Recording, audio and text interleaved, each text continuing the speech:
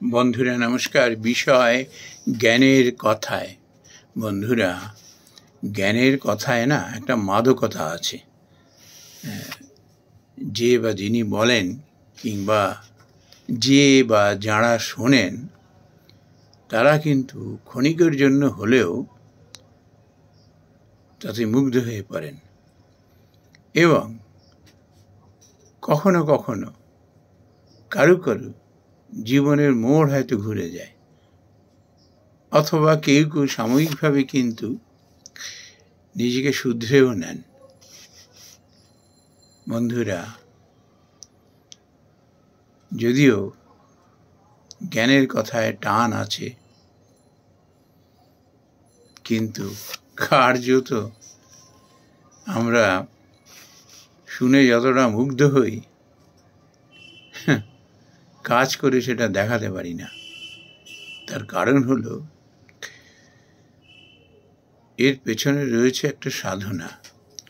শুনলাম, শুনেই যদি পরিবর্তন হয়ে যায় তাহলে তো সব মিটেই যেত, কিন্তু শোনার সঙ্গে সঙ্গে সেটিকে নিজের জীবনে প্রতিষ্ঠা করবার জন্য একেবারে নিষ্ঠা সহযোগে সাধনার দরকার হয়। নাহলে ওই কিছুদিন ওই আবেশটা থাকে, তারপর কেটে যায়।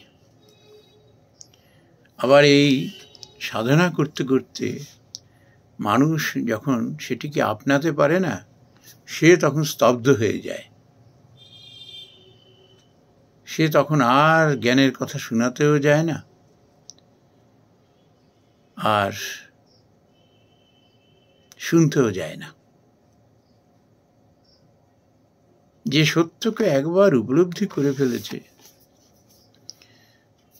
যেমন দুধ যেমন যখন জাল দেওয়া হয় তখন ওই নড়ে চড়ে টকবক করতে থাকে, যেই ক্ষীর হয়ে যায় ব্যাস স্তব্ধ হয়ে যায়, স্থবির হয়ে যায়।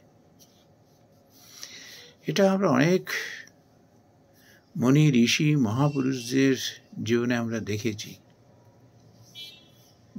আমরা এটা।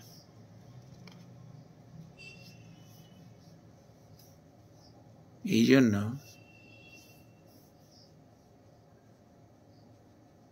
আমাদের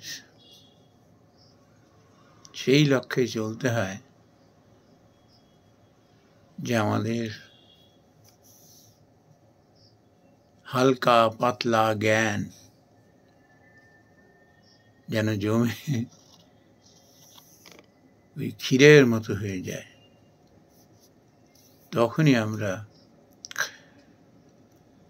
সত্যকে আবিষ্কার করতে পারি এবং প্রকৃত জ্ঞান লাভ করি। প্রকৃত জ্ঞানী মানুষের কোনো মায়া মোহর মধ্যে তারা জড়িয়ে পড়েন না। ভয় বলে তাদের কিছু থাকে না, দুঃখ বেদনা বলে কিছু তাদের থাকে না। তারা বলেন না কিছু, কিন্তু তাদের সংস্পর্শে এসেই মানুষ কিছু না কিছু বুঝতে পারে এবং কিছু না কিছু সম্পদ সঙ্গে করে নিয়ে যায়। নমস্কার বন্ধুরা।